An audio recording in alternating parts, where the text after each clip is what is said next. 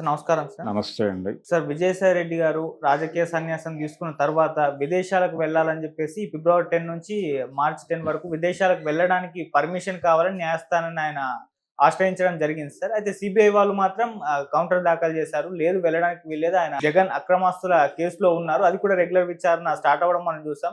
ఈ టైంలో ఇవ్వకూడదని వాళ్ళు. సో ఇరుపక్షాల వాదనలు వింది కోర్టు. ఇవాళ తీర్పు అయితే తేలాల్సింది.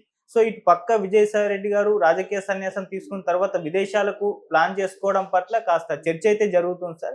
ఈయన వెళ్తారు, మళ్ళీ వస్తారా రారా అన్న చర్చ. అసలు ఎందుకు ఇప్పుడు వెళ్తున్నారు? ఏమన్నా వ్యవసాయం చేసుకుంటా అన్నారు కదా, దానికి సంబంధించిన సంబంధించిన మెటీరియల్ ఏమన్నా తెచ్చుకుంటారా లేదా, ఇటువంటి అంశాలు అయితే తెరపైకి రావడం చూస్తున్నాం సార్. మీరేం చెప్తారు సార్ దీనికి సంబంధించి? అంటే విజయసాయి రెడ్డి మీద రకరకాల స్పెక్యులేషన్స్ నడుస్తున్నాయి బయట. ఆయన బీజేపీ వైపు వెళ్ళి బీజేపీ వాళ్ళు కాదనడంతో రాజకీయ సన్యాసం ప్రకటించారు అనేది.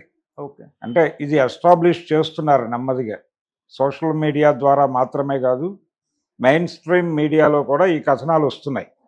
పర్టికులర్గా తెలుగుదేశం పార్టీకి దగ్గరగా ఉండేటువంటి మీడియా హౌసెస్ నుంచి ఈ ప్రచారం జరుగుతోంది. అంటే వాళ్ళు కాన్షియస్గా చెప్పదలుచుకుంది ఏంటంటే జగన్కి ఈయనకి చెడింది అనేది బలంగా ఎస్టాబ్లిష్ చేయదలుచుకున్నారు. ఓకే, ఆ చెడటం మాత్రమే కాదు, అసలు యాక్చువల్గా కొన్ని మెయిన్ స్ట్రీమ్ ఛానల్స్లో కథనాలను చూస్తే ప్యాలెస్లో ఆయన్ని కొట్టారు అనే కథనాలు కూడా వస్తున్నాయి. ఆయన్ని కొట్టి గెంటేశారు అనేది కూడా ఓపెన్గా మాట్లాడేస్తున్నారు. ఇందులో భాగంగానే రకరకాల వ్యవహారాలు తీసుకొస్తున్నారు. అదే ఆ మధ్యకాలంలో శాంతి అనేటువంటి ఒక పేరు బయటకు వచ్చింది. అక్కడ లింక్ పెట్టి కూడా కథనాలు వెలువరించేస్తున్నారు, సెటైర్లు వేస్తున్నారు ఆయన మీద. ఇప్పటి వరకు సాయిరెడ్డి, ఇకపై వ్యవసాయి రెడ్డి, ఇలా రకరకాల మీమ్స్ హడావిడి. అంటే ఆయన ఏ కారణం చేత రాజకీయాల నుంచి వెళ్ళిపోదలుచుకున్నాడు, అవినీతి అనేది ప్రధానమైన ఆరోపణ. ఆల్రెడీ కేసులు ఉన్నాయి ఆయన మీద. కేసులు ఉన్నాయి కాబట్టి ఆయన కోర్టు అనుమతి అడిగాడు, లేకపోతే స్ట్రైట్ అవే వెళ్ళిపోయాడు కదా. ఇప్పుడు కోర్టు అనుమతి అడిగిన సందర్భంగా వాళ్ళు సిబిఐని రెఫర్ చేశారు. కేసులు పెట్టింది వారు కాబట్టి ఓకే, వారు న్యాచురల్గానే వద్దని చెప్పారు. రెండోది, ఇప్పుడు ఈ మధ్యకాలంలో జగన్ కేసులకు సంబంధించి 2 కీలకమైనటువంటి డెవలప్మెంట్స్ జరిగినాయి. ఒకటేమో ఆయన్ని అరెస్ట్ చేయాలి, బెయిల్ క్యాన్సిల్ చేయాలని ఒక పిటిషన్ దాఖలు చేశాడు ఆయన. ఎవరు? రఘురామకృష్ణరాజు. అదేమో డిస్మిస్ అయింది అక్కడ. అది డిస్మిస్ అవ్వటం వెనకాల ప్రోగ్రామ్ ఏంటంటే కేసులు తొందరగా తేల్చేయండి, ఇంతసేపు పెండింగ్ పెడితే దీని మీద రకరకాల పిటిషన్లు దాఖలు అవుతాయి, వాటన్నిటినీ ఎంటర్టైన్ చేయాల్సి ఉంటుంది కాబట్టి త్వరితగతిన కేసులు కంప్లీట్ చేయటం మీద కాన్సన్ట్రేట్ చేయండి, గొడవ పోతుంది ఓకే అనే ఉద్దేశంతో కోర్టు డైరెక్షన్ ఇవ్వడం జరిగింది. దాని మీద విచారణ త్వరగా జరపాలి అనే ప్రోగ్రాం ఒకటి మొదలయ్యే పరిస్థితి కనిపిస్తోంది. ఈ టైంలో ఆయన విదేశాలకు వెళ్ళటం కరెక్ట్ కాదు అనేది సిబిఐ ఎస్టాబ్లిష్ చేసినటువంటి వ్యవహారం కోర్టులో. కోర్టు యాక్సెప్ట్ చేస్తుందా లేదా అనేది పక్కన పెట్టేస్తే విజయసాయి రెడ్డి విజయ్ మాల్యాగా మారబోతున్నాడు అనేది ఒక స్పెక్యులేషన్. ఆయన వెళ్ళిపోయి ఇంక రాడు, అక్కడే సెటిల్ అయిపోతాడు, ఆయనకు ఆల్రెడీ ఆ ఏర్పాట్లు అన్నీ ఉన్నాయి అనేది ఒకటి. రెండోది, వారి వియ్యంకుడు గొడవ ఒకటి నడుస్తుంది, కాకినాడ సజ్జు గొడవ, అరబిందో. ఆ వ్యవహారం కూడా తలకి చుట్టుకుంటుంది. ఇవన్నీ భయమేస్తోంది. అంటే ఈ అరెస్టుల నుంచి తప్పించుకోవటానికి ఆయన, అంటే పాత కేసుల గురించి కాదు, కొత్తగా రాబోయేటువంటి కేసుల మీద ఆయన దాని నుంచి తప్పించుకోవటానికి తెలుగుదేశం సహాయం కోరాడని, తెలుగుదేశం వాళ్ళు తిరస్కరించారని, అక్కడి నుంచి బీజేపీ దగ్గరికి వెళ్ళాడు, అక్కడ కూడా తిరస్కరణ జరిగి ఫైనల్గా రాజకీయ సన్యాసం చేసి పారిపోబోతున్నాడు అనేది ఎస్టాబ్లిష్ చేసే ప్రయత్నం జరుగుతోంది. ఈ ప్రయత్నం దేనికోసం చేస్తున్నారు? విజయసాయి రెడ్డిని టార్గెట్ చేయటం కోసం కాదు, జగన్ని టార్గెట్ చేయటం కోసం. జగన్ని టార్గెట్ చేయటం కోసం ఈ కథనాలు నడిపిస్తున్నారు. అలాగే వైఎస్ఆర్సీపీ క్యాడర్లో మొరైల్ దెబ్బ తీయటానికి కూడా, అంటే అరెస్టులు జరగబోతున్నాయి అనేది ఆ పిక్చర్ డెవలప్ చేయటం కోసం విజయసాయి రెడ్డిని ఆయన రాజకీయ సన్యాసాన్ని వినియోగించుకుంటున్నారు.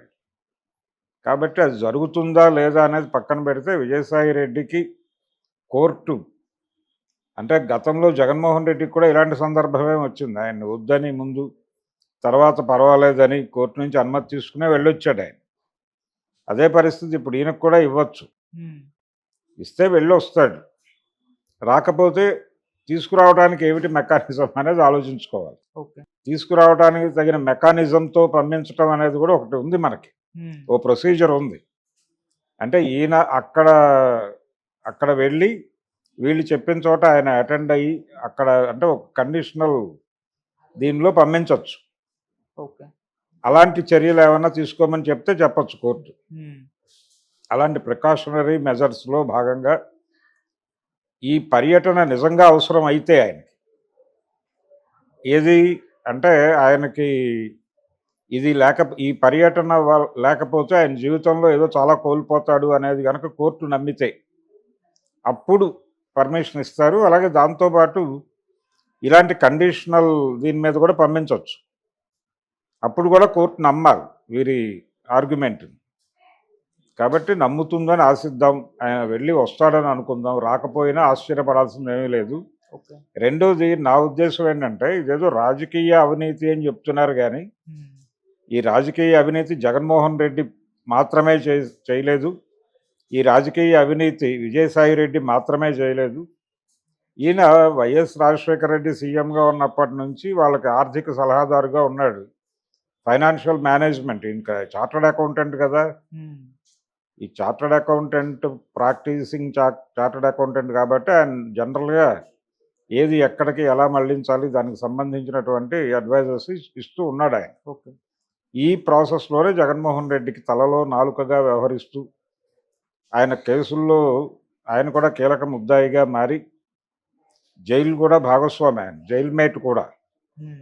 దాని నుంచి బయటకు వచ్చిన తర్వాత ఆయన పార్టీలో కూడా కీలక పాత్ర పోషించాడు. ఫైనల్గా ఆయనకి పార్టీలో సఫకేషన్ మొదలైంది. అది కూడా పర్టికులర్గా సజ్జల రామకృష్ణారెడ్డి నుంచి ఇబ్బంది తలెత్తి ఆయన బయటకు వచ్చేస్తున్నాడు అనేది కూడా ఎస్టాబ్లిష్ చేశారు. ఇలా విజయసాయి రెడ్డి బ్యాక్డ్రాప్లో ఆయన నేపథ్యంలో రకరకాల కథనాలు బయట మార్కెట్లో నడుస్తున్నాయి. ఇవన్నీ కోర్టు నమ్ముతుందని నేను అనుకోవడం లేదు. ఇది జనరల్గా రాజకీయ అవినీతి అనేది ఒక జనరల్ ఫినామినాగా మారిపోయినటువంటి పరిస్థితి. ఓకే. రెండోది ఇలాంటి కేసులు అందరి మీద వస్తాయి. చంద్రబాబు గారి మీద కూడా ఉంది కదా. ఎవరి మీద అయినా కేసులు పెట్టుకోవటానికి తగ్గ మెటీరియల్ అవైలబుల్గానే ఉంటుంది. అందుకని చట్టాలు కూడా మారాలి. అదొక డిమాండ్ చేయాలి. ఇప్పుడు పొలిటీషియన్స్ పవర్ పాలిటిక్స్లో ఉన్నటువంటి రాజకీయ నాయకులందరూ ఇప్పుడు అర్జెంటుగా చట్ట సవరణ కోసం పోరాటం చేయాల్సిన అవసరం ఉంది.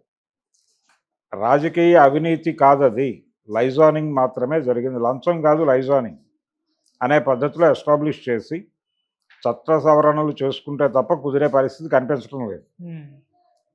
అది దానికి ఒక డైరెక్షన్ కోసం ఏదన్నా ప్రయత్నం చేయాలి తప్ప ఇదంతా ఏంటంటే వాళ్ళు పవర్లో లేనప్పుడు వీళ్ళ మీద దాడి, వీళ్ళు పవర్లో లేనప్పుడు వాళ్ళు అవినీతి మీద దాడులు, వీళ్ళు వాళ్ళని అరెస్ట్ చేయటం, వాళ్ళు వీళ్ళని అరెస్ట్ చేయటంగా మారిపోతుంది సీన్. ఇది నెమ్మదిగా ప్రజలకి వ్యవస్థ అర్థమవుతుంది.